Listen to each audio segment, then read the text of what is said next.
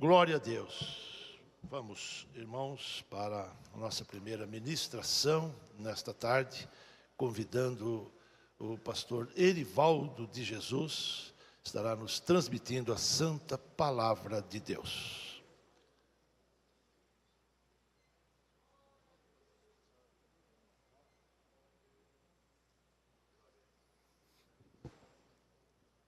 Cumprimento a cada um e a todos com a paz do Senhor, amém?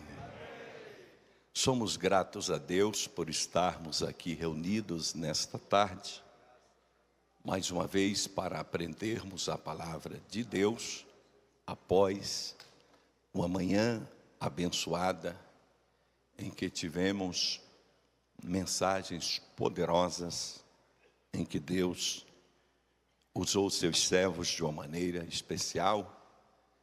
E estamos aqui novamente nesta tarde para continuarmos aprendendo a palavra de Deus.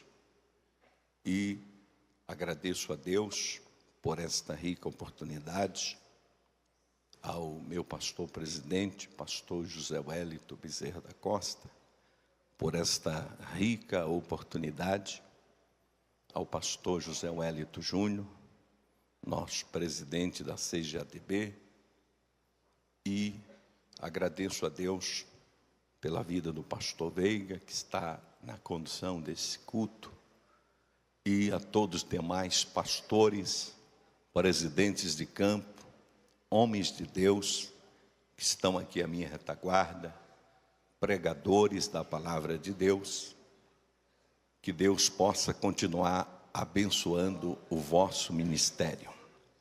Queridos, quero agradecer a Deus por todos aqueles que têm adquirido a Bíblia do Pregador Pentecostal, uma obra que tem abençoado a vida de muitos pregadores neste Brasil. Eu ouço testemunho de norte a sul desse país, desde jovens até anciãos, testemunhando do quanto esta obra tem beneficiado as suas vidas. Deus está usando a Bíblia do Pregador Pentecostal para incentivar uma nova geração de pregadores cheios do Espírito Santo e compromissados com a palavra de Deus.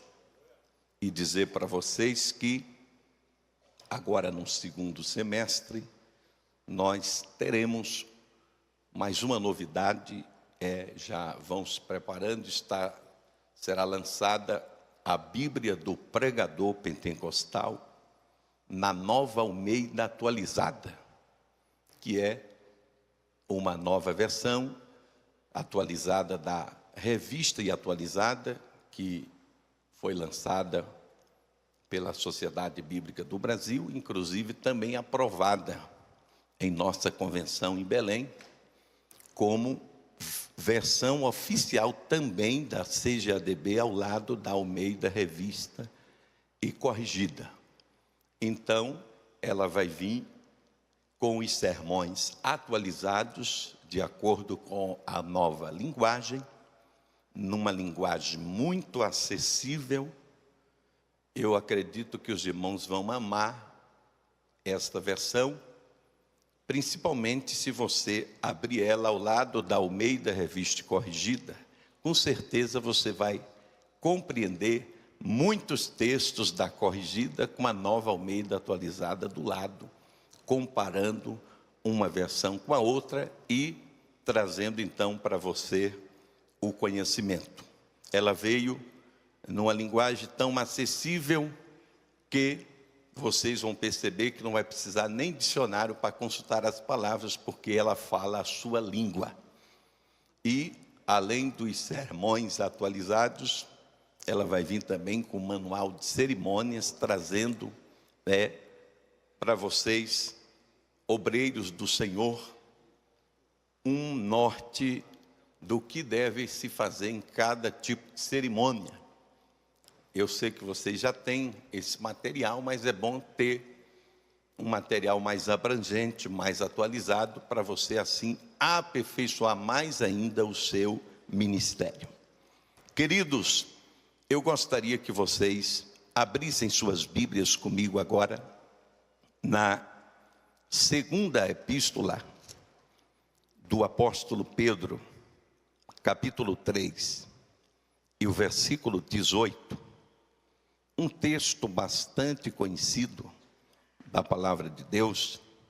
Segunda Pedro, capítulo 3, e o versículo 18. Todos aqueles que já encontraram, segunda Pedro, capítulo 3, e o versículo 18, pode dizer amém? Está escrito: antes crescei na graça e conhecimento de nosso Senhor e Salvador Jesus Cristo. A Ele seja dada a glória, assim agora como no dia da eternidade. Amém. Maravilhoso Deus e eterno Pai, no nome precioso de Jesus Cristo, temos lido a Tua palavra. Fala conosco de uma forma tremenda e poderosa. Queremos sair daqui, Senhor, esta tarde, mais uma vez, alimentados, sustentados, renovados e despertados pelo poder da Tua palavra. Faz maravilhas no meio dos Teus filhos. Continua abençoando, a Deus, a cada obreiro da Tua seara que aqui está esta tarde. Leva todo o pensamento cativo a Cristo e toda a mente voltada para a Sua palavra. Domina completamente este ambiente com a Tua presença. Ó Deus Santo, em nome de Jesus. Amém. Queridos e amados irmãos em Cristo Jesus, nós temos lido um texto bastante importante da palavra de Deus, um texto bastante conhecido, quando o apóstolo Pedro, já muito maduro na fé, já muito experiente, ele que havia crescido de maneira extraordinária, aprendendo aos pés de Jesus Cristo, o mestre dos mestres. E que escola que o apóstolo Pedro teve. E, sem dúvida alguma, queridos, a própria forma que a gente observa Pedro nos evangelhos, aquele jeito dele afoito, né, de sempre estar opinando e ser o primeiro. Na verdade, Pedro, ele fazia aquilo que os outros não tinham coragem de fazer. Nós observamos muitas das vezes que sempre ele tomava a iniciativa em tudo, tanto na questão de opiniões como de comportamento. Até quando Jesus veio andando sobre as águas e que ele viu que era Jesus, ele também disse: deixa eu andar também. Então Pedro, ele tinha um atrevimento muito grande, embora faltou-lhe coragem em alguns momentos, como na hora em que ele estava ali, Jesus sendo interrogado, e a criada, após o identificar como um seguidor de Jesus, e ele com medo de morrer, o negou por 3 vezes, mostrando exatamente a fragilidade do ser humano, que verdadeiramente nada somos sem Jesus. Sem Jesus, a coragem vai embora, o medo se apodera, o desespero chega, porque sem Jesus nada podemos fazer. Mas apesar desta fragilidade de Pedro, ele foi aperfeiçoado no seu ministério, cresceu, e agora, depois de maduro na fé, ele pode nos ensinar perfeitamente com toda a sua experiência. E aqui ele conclui esta sua segunda epístola dizendo: antes crescei na graça e no conhecimento de nosso Senhor Jesus Cristo. Primeira coisa que nós temos que aprender aqui é crescer. antes crescei. Todos nós estamos precisando crescer o tempo todo. Alguns pensam que já cresceram o suficiente e muitas das vezes não têm a humildade de aprender mais, porque já acham que sabem o suficiente. Mas, queridos, todos nós estamos crescendo.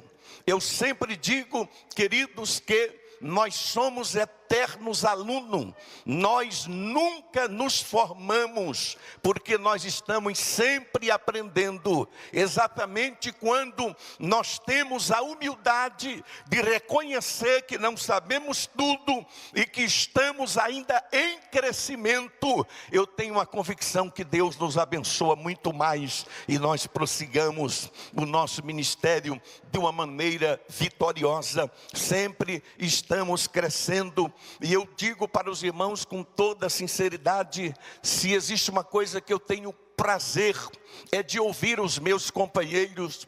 Quando eu venho aqui no Belém, eu tenho uma alegria, queridos irmãos, de estar ouvindo os nossos companheiros.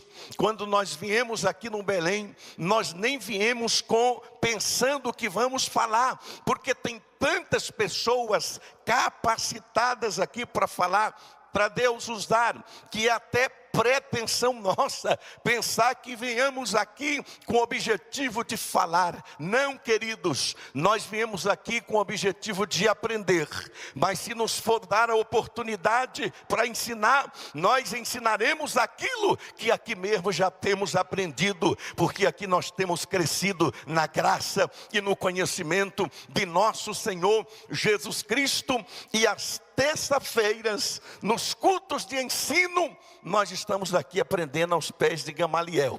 Eu vejo, queridos e amados irmãos, que muitas pessoas acusam até os pregadores itinerantes de muitas das vezes não frequentar culto de doutrina, não querer ouvir. Queridos, você não pode generalizar, porque às terça-feiras, se você vir aqui só se eu estiver viajando, porque coincide a gente ter compromisso também na terça-feira, mas quando nós estamos sempre em São Paulo, estamos aqui aprendendo no culto do ensino, porque eu tenho necessidade de crescer, eu tenho necessidade de aprender, e eu acredito, queridos e amados irmãos, que estas reuniões aqui, nas primeiras segundas-feiras de cada mês, é uma escola bíblica de primeira qualidade que temos aqui todos os meses. Só não cresce quem não quer, só não aprende quem não quer. Eu convido todos vocês a crescerem. Antes crescei, porque o objetivo de Deus é que cresçamos. A Bíblia diz lá em Gênesis capítulo 21 e no versículo 8 que Isaac cresceu e foi desmamado. Que coisa maravilhosa. Há um momento, queridos, que Deus nos faz crescer, porque você não pode ficar a vida inteira mamando, dependendo só do seu pai já lhe dar a comida pronta. Nós precisamos crescer e aprender a caminhar com as nossas próprias pernas. Aleluia. E a Bíblia diz que Isaac fez um grande banquete quando o menino foi desmamado. O próprio Deus fica feliz quando crescemos, aleluia, quando nós avançamos, porque o desejo de Deus é que possamos prosseguir crescendo cada vez mais, porque a própria palavra de Deus diz que o crescimento nosso deve ser um crescimento progressivo, porque Salomão diz que a vereda do justo é como a luz da aurora, que vai brilhando mais e mais até ser dia perfeito. Exatamente, queridos, o nosso conhecimento e o nosso crescimento deve ser progressivo, porque o próprio profeta Oséias disse: conheçamos e prossigamos em conhecer ao Senhor. Não pare de crescer. Algumas pessoas param de crescer, queridos e amados irmãos. Exatamente, nós poderíamos falar aqui de vários tipos de crescimento, do crescimento físico. Exatamente, queridos, há um momento que nós paramos de crescer fisicamente, pelo menos crescemos para cima, não é verdade? Quando para de crescer para cima, começa a crescer um pouco para os lados. Então nós estamos sempre crescendo, mas nós sabemos que o crescimento normal, o crescimento físico, ele tem um limite, mas o nosso crescimento espiritual não tem limite. Nós estamos sempre necessitando crescer. Queridos, mas alguns parecem que são contaminados com a síndrome do Peter Pan. O que é a síndrome do Peter Pan? Exatamente, queridos irmãos, o Peter Pan é aquela figura de um desenho que ele insiste em continuar criança a vida inteira. Ele nunca quer assumir a vida adulta. Meu querido, está na hora de você vencer a síndrome do Peter Pan. Deixa de ser criança. Deus quer que você cresça. Deus quer que você avance. Bendito seja o nome do Senhor para todo sempre, porque a vontade de Deus é sempre o nosso crescimento. Está escrito, queridos e amados irmãos, lá em Juízes capítulo 13, versículo 24, que o menino cresceu e o Senhor abençoou. Esse menino é Sansão. Deus abençoa quando nós crescemos. A vontade de Deus é que cresçamos, porque está escrito lá em Jó, no capítulo 17 e no versículo 9,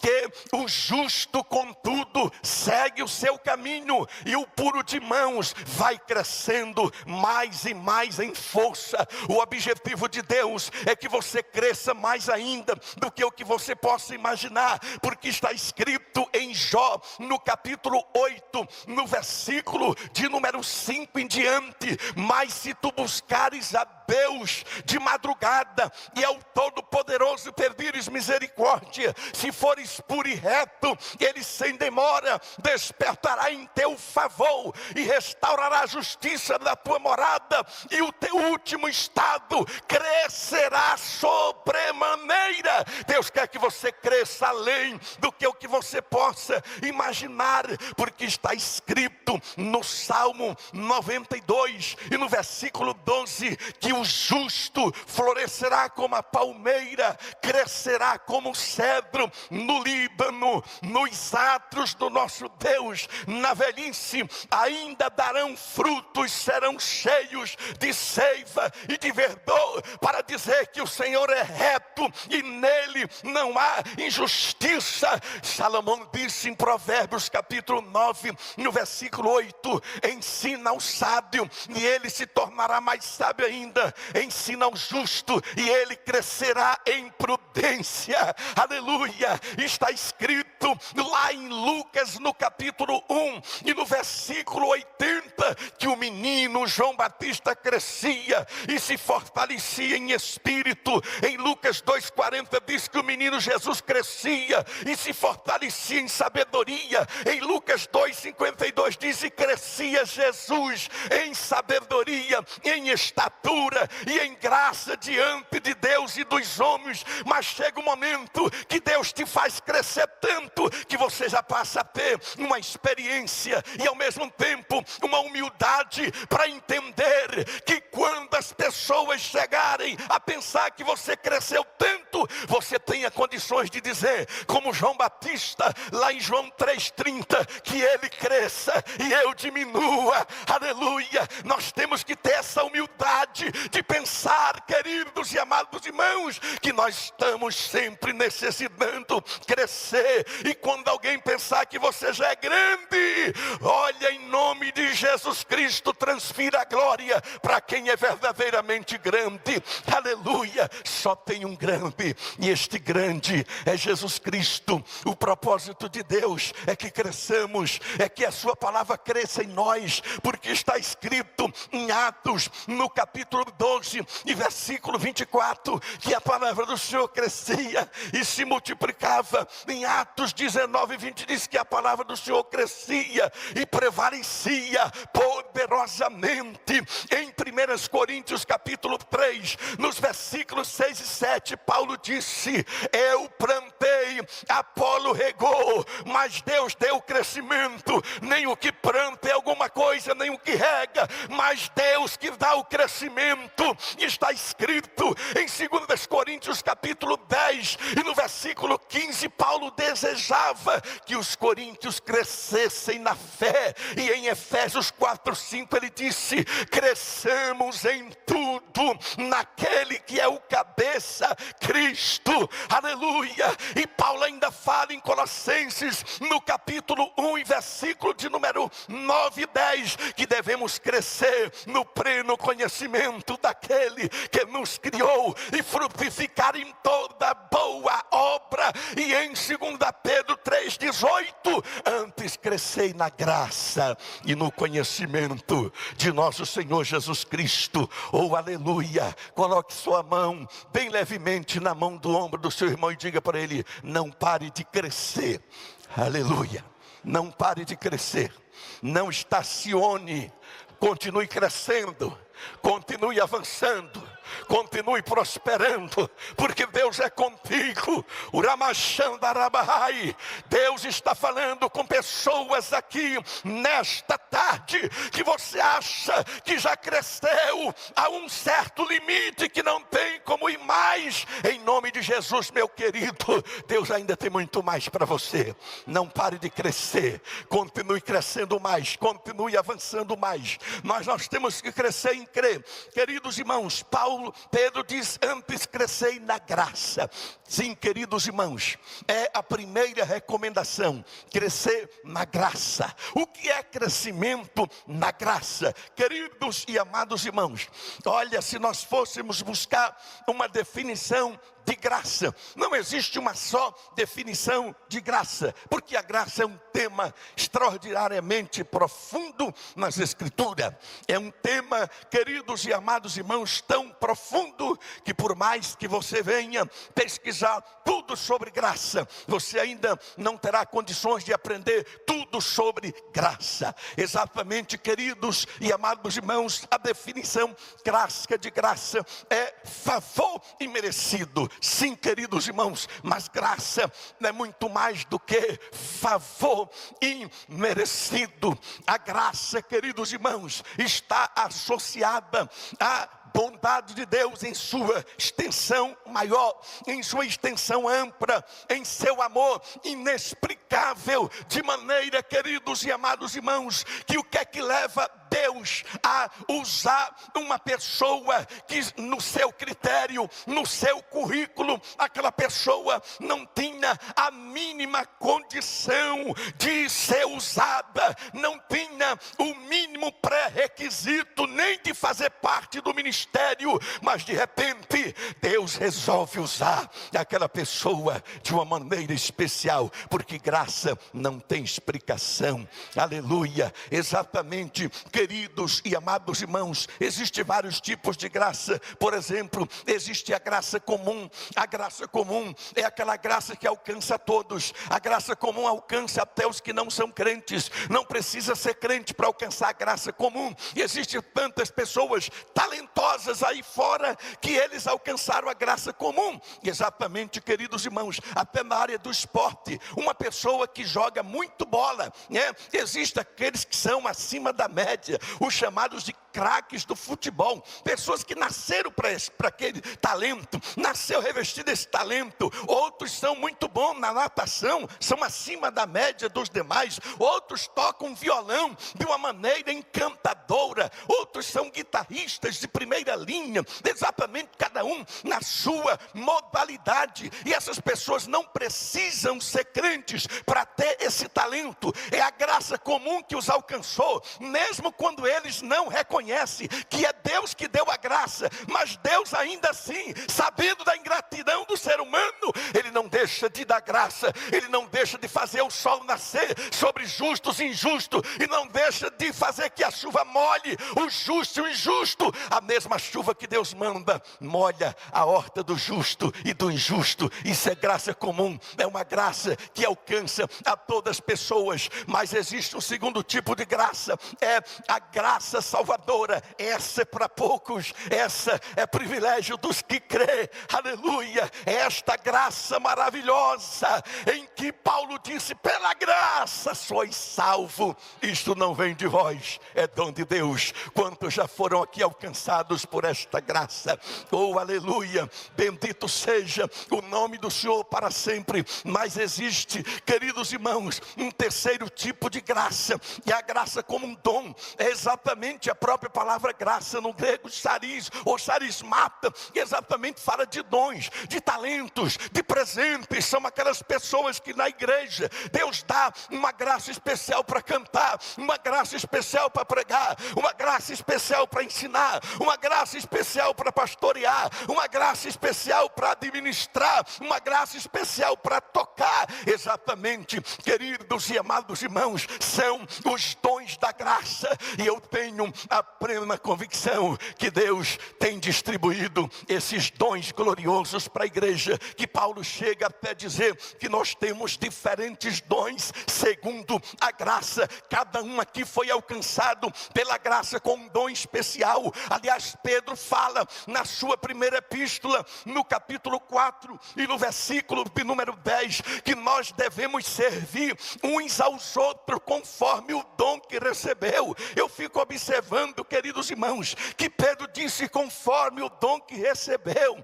É exatamente segundo a multiforme graça de Deus. O que é a multiforme graça de Deus? É a forma de Deus usar na igreja as pessoas das mais diversas formas. Cada um Deus usa de uma maneira. Meu querido, se todo mundo pregasse da mesma forma, seria enjoativo. Cada um Deus usa de uma maneira especial. Exatamente, queridos irmãos, cada um que pega aqui esse microfone pode observar, cada um tem uma graça especial para ensinar, e daqui a pouco a obra de Deus é completa. Aleluia. Sabe por quê?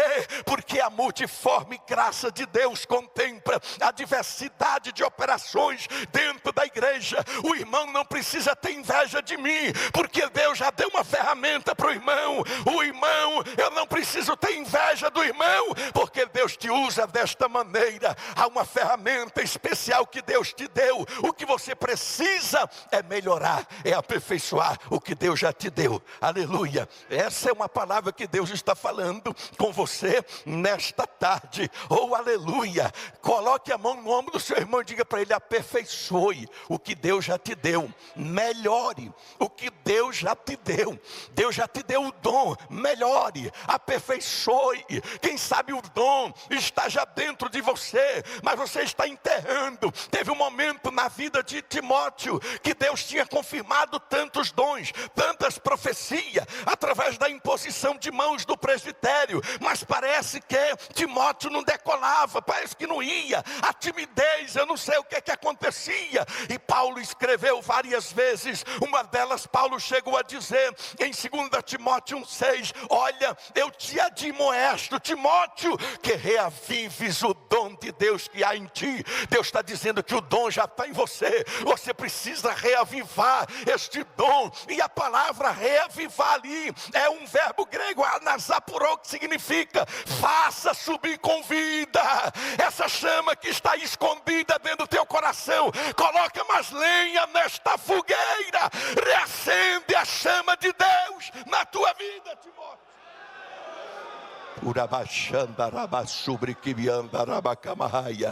Deus quer fazer coisas grandes através do seu ministério. Receba esta palavra profética da parte de Deus esta tarde. Deus quer fazer você chegar aonde você nunca imaginou chegar. Aleluia. O que Deus tem para você é maior do que o que você possa imaginar. Aleluia. É a graça, queridos irmãos, como um dom, mas existe também a graça especial. Exatamente, queridos irmãos, a graça especial é quando você recebe uma missão de de Deus específica, exatamente para você fazer algo que não se repete toda hora. Vários homens de Deus na Bíblia receberam uma graça especial para fazer algo para Deus, para realizar façanhas, para realizar proezas para Deus. São pessoas que foram alcançadas por uma graça específica. São pessoas que na hora que estavam fazendo o trabalho de Deus, elas estavam em estado de graça. O que é estado de graça, pastor? Estado de graça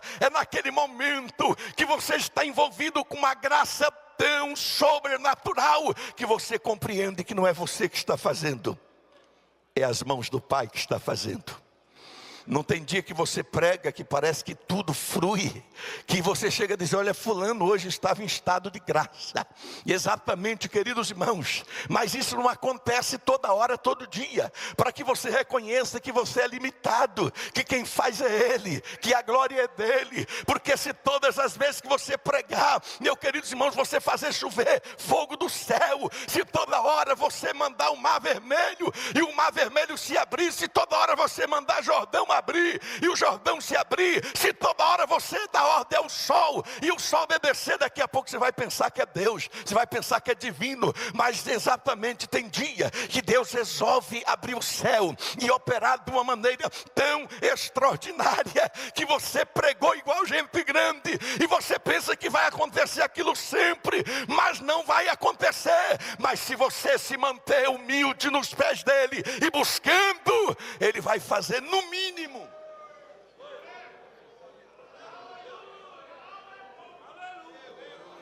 Que de cada 3 ministrações você acerta pelo menos 2, né? Se de cada 3 ministrações você errar 2, procure melhorar, tem alguma coisa errada. Mas se pelo menos da cada 3 você acertar 2, então continue buscando para manter pelo menos esta média. Aleluia!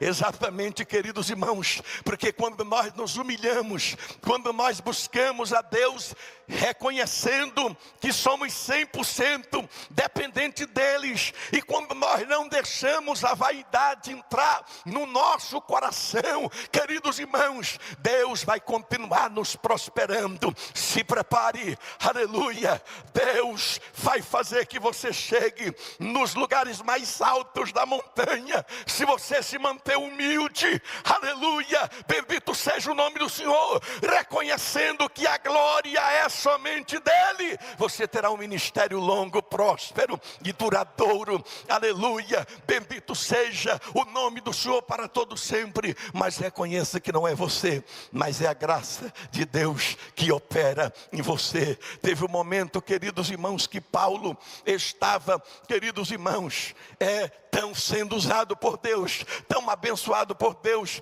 que a Bíblia diz que até os lenços de Paulo e os aventais de Paulo curavam. Queridos irmãos, era algo extraordinário que Deus estava fazendo na vida de Paulo. Era uma graça tão especial. A Bíblia diz que quando Paulo chegou em Éfeso, queridos irmãos, Deus fez coisas extraordinárias pela mão de Paulo, mas não era em todo lugar. Tinha lugar que Paulo pregava, ele tinha que sair apedrejado, corrido, tinha que descer, alguém tinha que colocar ele dentro de um cesto e descer ele pelo muro da cidade. Tinha cidade que ele tinha que sair correndo, mas tinha cidade que Deus fazia coisas extraordinárias, e cada vez que Deus assim agia com Paulo, Deus estava dizendo: Paulo, a minha graça te basta. Aleluia. E o próprio Deus permitiu aquele espinho, como se tivesse toda hora alfinetando Paulo, dizendo: olha, deixa eu furar esse orgulho aí que está em você, porque já está crescendo demais essa bolha, daqui a pouco você vai estar até voando. Aí Deus dá um furinho, exatamente com o espinho, para mostrar: Paulo, você é tão dependente de mim como qualquer ser humano, você precisa reconhecer que quem faz isso é a minha graça.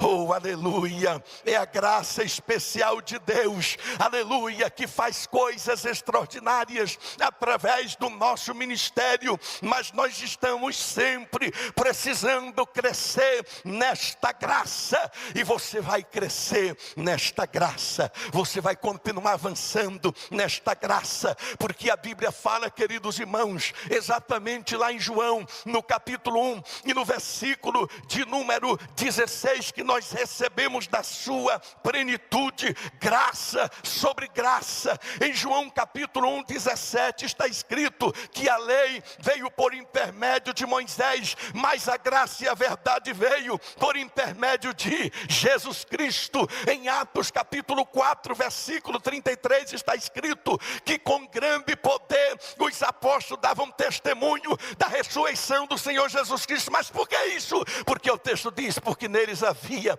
abundante graça, aleluia. Em Atos capítulo 6 e versículo 8 diz que Estevão, cheio de graça e poder, fazia sinais e prodígio entre o povo. Por que ele fazia sinais e prodígio? Porque ele estava cheio de graça, aleluia. Paulo fala, teve um determinado momento que Paulo parece até, que você vê Paulo se exaltando, quando ele diz assim, em 1 Coríntios capítulo 15, versículo 10, ele diz, pela graça sou o que sou.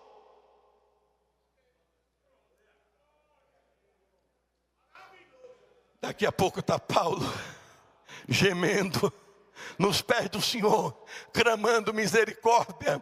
Aí Deus diz para ele, a minha graça te basta, porque o meu poder se aperfeiçoa na fraqueza. Porque quando eu penso que estou forte, aleluia, quando eu penso que estou fraco, então é que sou forte, aleluia. É a graça de Deus que nos sustenta e que nos mantém, aleluia. Paulo, queridos irmãos, sempre atribuía tudo na sua vida à graça de Deus. Paulo pode ser considerado o apóstolo da graça. Você pode observar todas as introduções das epístolas de Paulo, ele sempre colocava como a graça. Aliás, a saudação comum de Paulo era graça e paz, aleluia. Ele sempre colocava a graça na frente. Coloque a graça na frente e você vai ter um ministério produtivo, um ministério próspero. E vai chegar um momento quando as suas habilidades se acabarem, a graça vai cobrir toda a sua deficiência,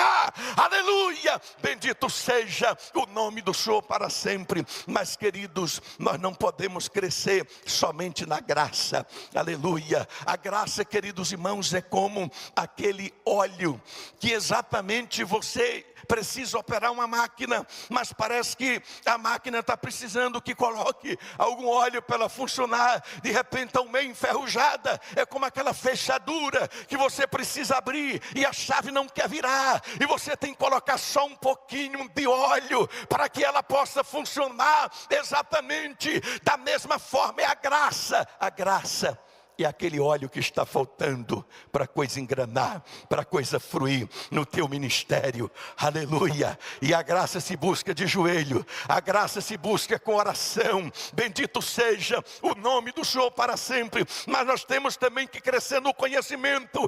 Graça se busca com oração, mas conhecimento se busca com leitura da palavra, aleluia. Nós vivemos numa época, queridos e amados irmãos, como precisamos crescer no conhecimento. Deixa eu contar uma coisa para vocês. Se vocês fazerem uma leitura da história, vocês vão perceber que antigamente o homem prevalecia pela força. Quanto mais o homem fosse musculoso, quanto mais o homem tivesse o corpo atlético, o corpo de Hércules, o corpo de Sansão, ele já estava exatamente ganhando a competição, porque o que prevalecia era a força. Mas nós estamos vivendo a era do conhecimento. E exatamente, queridos, o que prevalece hoje é o conhecimento. Nós estamos vivendo numa época que o crescimento que o conhecimento está avançando em todos os seus aspectos. O conhecimento está avançando não só cientificamente, queridos irmãos, com cada tecnologia nova que surge no mercado, cada celular moderno, cada forma de veículo, de automóvel, tudo isso aí é possível por causa do conhecimento científico, queridos, porque o mundo nunca mais foi o mesmo depois que Jesus pisou nesta terra. O crescimento no conhecimento evoluiu. Sabe por quê, queridos? Porque o espírito do conhecimento está no mundo. E esses cientistas que descobrem, queridos irmãos, fórmulas para inventar um avião sofisticado que transporta tantas toneladas no ar, queridos irmãos, isso daí foi Deus que deu este conhecimento ao homem, ainda que ele não o reconheça. O espírito de conhecimento está no mundo, e esse espírito de conhecimento é o Espírito de Deus que opera na igreja, é o Espírito de Deus que ainda está conosco neste mundo, espalhando conhecimento, porque há uma previsão na Bíblia, queridos irmãos, que a terra se encherá do conhecimento do Senhor, como as águas cobrem o mar. Então o crescimento, ele tem evoluído em todos os aspectos, tanto o conhecimento científico, o conhecimento filosófico, o conhecimento teológico. Queridos irmãos, antigamente nós só tínhamos, queridos, acesso à Bíblia. As Bíblias não tínhamos tantas Bíblias de estudo como nós temos hoje nos nossos dias. Antigamente, se você perguntar aqui para o pastor José Wellington, para o pastor Antônio Lopes, como eles começaram o ministério, eram aquelas Bíblias, queridos e amados irmãos, que não tinha nenhuma explicação de rodapé, que não tinha um dicionário do lado. Eles tinham que dobrar o joelho e pedir graça a Deus para pregar, e quando eles abriam a boca, a unção de Deus fluía na igreja, a unção de Deus cobria toda a deficiência e todas as limitações, era coberto pela unção, queridos e amados irmãos. Mas deixa eu contar uma coisa para vocês. Nós entramos agora na era do conhecimento. As pessoas não estão mais orando tanto como antes. Então, meu amigo, já que você não está orando, pelo menos mergulhe no livro. Mergulhe no conhecimento. Esses dias eu vi o pastor José Wellington falando uma coisa que eu gravei muito. Ele disse: queridos, as nossas igrejas pentecostais, elas sempre cresceram na dependência do Espírito Santo. E a maioria dos nossos líderes, esses homens não tiveram nem tempo para estudar. Mas eles oravam muito e jejuavam. Eles consagravam as suas vidas. E quando eles abriam a boca, o céu descia sobre a igreja. Aleluia, a tal ponto que as pessoas percebiam que aqueles homens haviam estado com Jesus. Mas hoje paramos de orar. Imagine, e o pastor José Wellington disse, imagine uma pessoa que não tem conhecimento e nem graça. O que é que ele vai dar para o povo?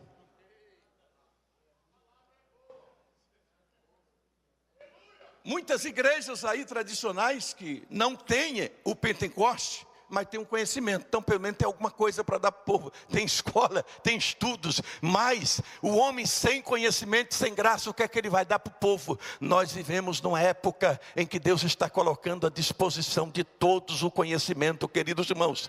Nunca se lançou tantas Bíblias de estudo como nos nossos dias, nunca se publicou tantos livros, nunca se publicou tantos dicionários, nunca se criou tantos aplicativos do conhecimento bíblico. Você pega o seu celular, abre um aplicativo, você quer conhecer sobre qualquer passagem da Bíblia, está tudo ali mastigadinho, mas não adianta termos tudo isso à disposição e não usar. Nós estamos, queridos, vivendo numa época em que nós estamos sendo negligentes, nós estamos nos apegando a tantas outras coisas. O inimigo está aí arrumando entretenimento, coloca você para se entreter com tantas coisas, e muitas das vezes você não passa nem 20 minutos diários lendo a Bíblia. Como é que você quer ter alguma coisa para dar para o povo desta maneira? maneira, nós nos tornamos escravos do celular. Nós ficamos o dia todo só mandando mensagem em aplicativo, só repassando. É uma mensagem do político. Eu nunca vi o crente tanto político como antigamente, queridos e amados irmãos, como nos dias atuais. É passando informação, olha, porque Bolsonaro esteve ali, Bolsonaro esteve aqui. Queridos, Bolsonaro foi uma pessoa que Deus colocou para presidir nesse Brasil, sim, mas sem Jesus ele não pode fazer nada. A nossa esperança não está no presidente Bolsonaro, a nossa esperança está em Cristo. Só Ele é que tem a solução. Mas toda hora nós estamos recebendo nos nossos aplicativos, nos nossos grupos de pastores, mensagens políticas, disso e daquilo, e você passa o dia todo só repassando, colocando, postando no Face, postando no Instagram. Tudo isso você pode usar, mas use com sabedoria para a glória de Deus. Mas não se torne escravos da internet. Tem crente que passa obreiro 2, 3 horas só navegando na internet e não passa 15 minutos lendo a Bíblia. Meu querido, Deus quer que você mergulhe no conhecimento da palavra. Bata a mão no ombro do seu irmão e diga para ele: cresça no conhecimento, cresça no conhecimento. Você vai sair daqui cheio do conhecimento. Para crescer no conhecimento é preciso querer meditar, é preciso querer ler a Bíblia. Exatamente, queridos irmãos, da mesma forma no ministério. Hoje em dia tantas reuniões que já não acaba sobrando mais tempo para a palavra. Os apóstolos perceberam isso logo cedo. Em Atos capítulo 6, ele viu que as questões do dia a dia da igreja estavam tanto roubando o tempo devocional deles, que chegou o momento que os apóstolos se reuniram e disseram: vamos escolher pessoa para cuidar disso. Quanto a nós, nos consagraremos à oração e ao ministério da palavra. Precisamos mergulhar mais no livro, precisamos mais mergulhar no conhecimento. Deixa eu contar uma coisa para vocês. Eu recebi informações que eles estão para soltar, queridos irmãos, documentos secretos, supostamente secretos do Vaticano, que vai revelar coisas estarrecedoras, que vai comprometer até a fé cristã. E como é que você vai combater essas heresias que vão atacar o cristianismo? Se você não tiver enraizado na palavra, você precisa crescer no conhecimento, para que você tenha condições de anular todos esses sofismas. Bata a mão no ombro do seu irmão e diga para ele: você vai sair daqui cheio do conhecimento. Aleluia. Mas não é do conhecimento filosófico, não é do conhecimento político, nem do conhecimento empírico, nem científico, mas você vai sair daqui cheio do conhecimento da palavra, porque Deus é a fonte do verdadeiro conhecimento. Porque está escrito, queridos e amados irmãos, lá em Êxodo capítulo 31, versículo 2: eu enchi a Bezaliel do espírito de sabedoria e de conhecimento em toda obra de artifício. Está escrito, queridos e amados irmãos, lá em 2 Crônicas, no capítulo 1 e no versículo de número 10, que Salomão pediu a Deus sabedoria e conhecimento. Está escrito lá em Jó, no capítulo 26 e no versículo 3,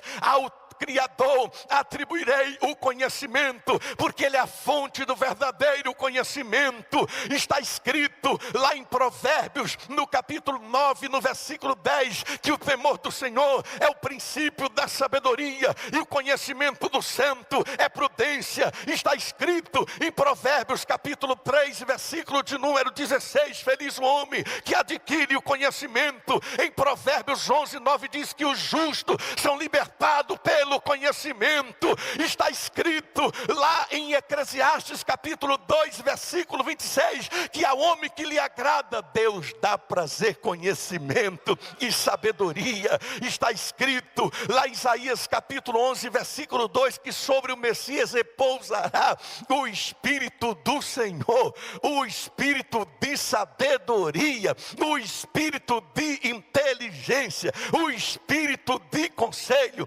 o Espírito de fortaleza, o Espírito de conhecimento, o Espírito do temor do Senhor. Está escrito em Isaías capítulo 33, 33 e versículo 6. Haverá, ó Sião, estabilidade nos teus tempos, abundância de salvação, sabedoria e conhecimento, e o temor do Senhor será o teu tesouro. Está escrito em Jeremias capítulo 3 e versículo 15: dar-vos-ei pastores segundo meu coração, que vos apacente com conhecimento e com inteligência. Está escrito em Oséias capítulo 4 e versículo 6 que o meu povo está sendo destruído porque lhe falta o conhecimento. Está escrito em Oséias capítulo 6 e versículo 6 que misericórdia quero e não sacrifício, e o conhecimento de Deus mais do que holocausto. Está escrito em Malaquias capítulo 2 e versículo 7 que do sacerdote deve o povo buscar o conhecimento. Está escrito em João capítulo 17 e versículo 3 que a vida eterna é essa: conhecer a ti, o único Deus verdadeiro, e a Jesus Cristo a quem enviaste. Está escrito em Mateus capítulo 22 e versículo 29: errais, não conhecendo as Escrituras, nem o poder de Deus. Está escrito em Romanos capítulo 1 e versículo 22 que porque os homens rejeitaram o conhecimento de Deus, tornaram nulo em seus raciocínios. Está escrito em Romanos capítulo 1 e versículo 28 novamente: por haverem desprezado o conhecimento de Deus, por isso os entregou a uma disposição mental reprovável para fazerem coisas inconvenientes. Está escrito em Romanos capítulo 11 e versículo 33: ó profundidade da riqueza, tanto da sabedoria como do conhecimento de Deus, quão inescrutáveis são os seus caminhos, quão insondáveis são os seus juízos. Está escrito em 1 Coríntios capítulo 1 e versículo 5 que foste enriquecidos em toda a palavra e em todo conhecimento. Está escrito em 1 Coríntios capítulo 12 e versículo 8 que a uns pelo mesmo Espírito é dado a palavra de sabedoria, e a outro a palavra do conhecimento.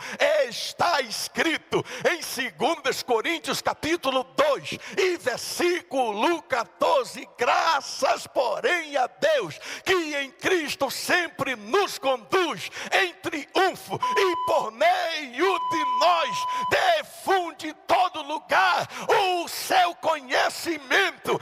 Está escrito em 2 Coríntios capítulo 10 e versículo 4 e 5 que as armas da nossa milícia não são carnais, mas sim poderosas em Deus para destruir fortaleza e levar cativo todo pensamento à obediência de Cristo.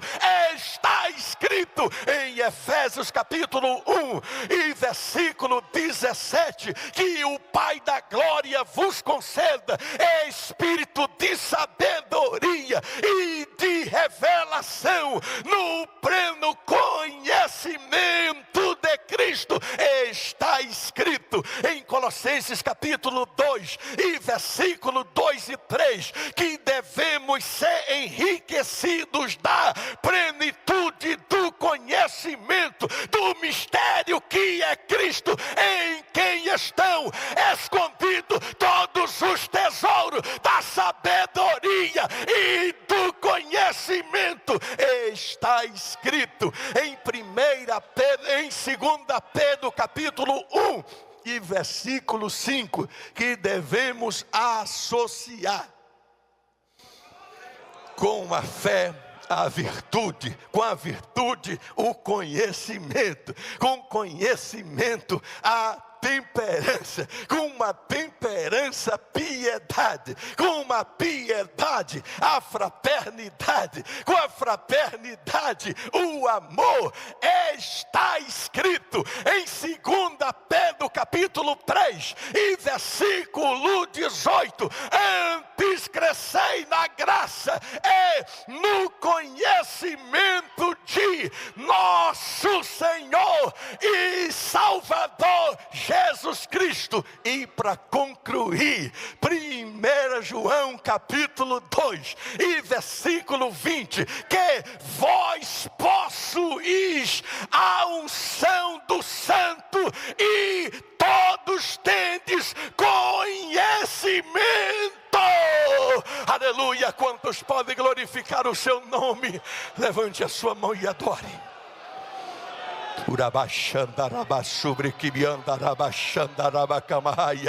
Com a permissão do nosso pastor, coloque-se todos de pé dando glória. Coloque-se todos de pé dando aleluia.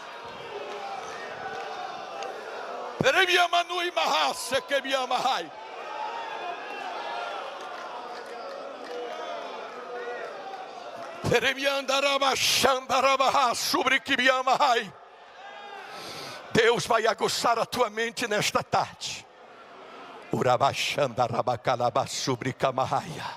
O Espírito de Deus fala ao meu coração que Deus vai distribuir o dom do conhecimento aqui esta tarde.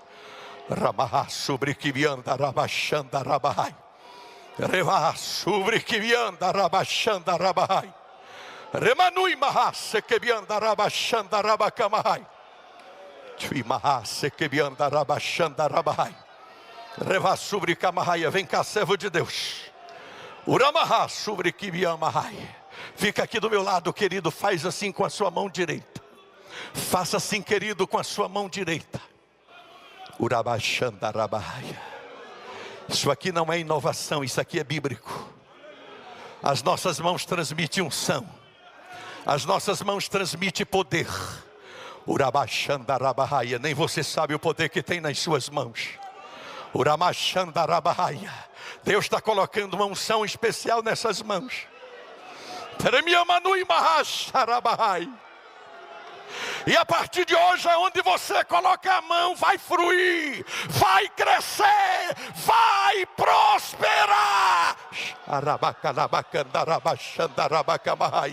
Bate assim na palma da mão direita do teu irmão, ó. Mão direita com mão direita. Diga para ele assim: recebe uma unção especial que Deus está colocando no teu ministério agora.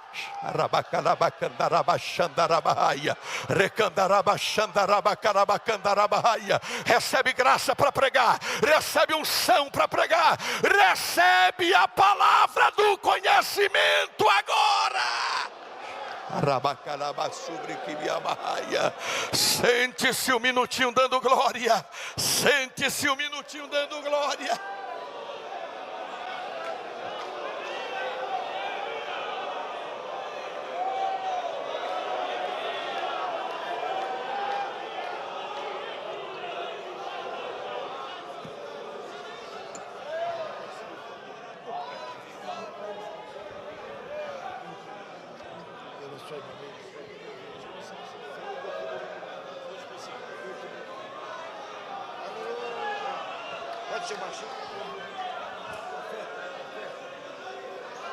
Glória a Deus. Quantos podem glorificar o nome do Senhor?